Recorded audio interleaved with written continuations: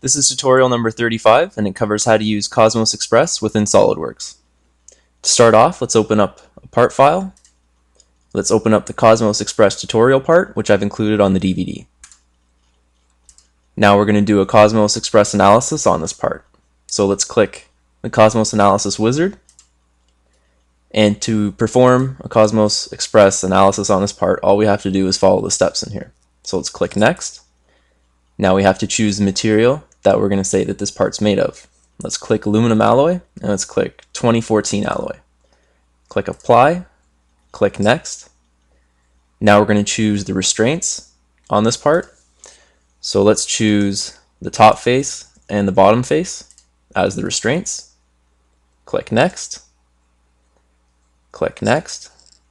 Now we're going to choose the force or pressure and where it's going to be applied to. So let's click Next, and we're going to use force. And the face that we're going to put the force applying onto will be this face, so let's click it. Click Next. And now you're able to see with the directional arrows which way the force is applying. So it's applying into the part, and you can flip the direction, and it can be coming out of the part.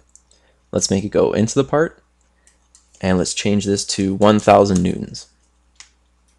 Click Next, click Next, click Next, click Run, and now it's going to do an analysis on this part. Now it shows that we have a factor of safety value of 0.304346.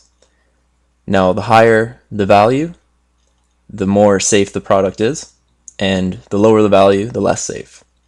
And then if we click Show Me, it's going to show you where it's most likely to break off. So the red area is where it's under the most stress and where it's going to break off.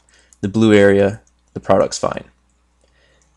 Now we can go back and we can click the load, and we can change how much pressure or force that we're putting onto the part.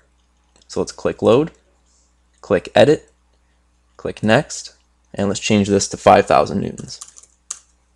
Click Next, and let's run this again. This time our factor of safety value should be lower, and there should be a larger red area. And that's correct, as we have a lower factor of safety value, and if you click Show Me, the red area is much larger. Click Close, click Yes, and now we've done our Cosmos analysis on this part. And that concludes our tutorial on how to use the COSMOSXpress on a part within SOLIDWORKS.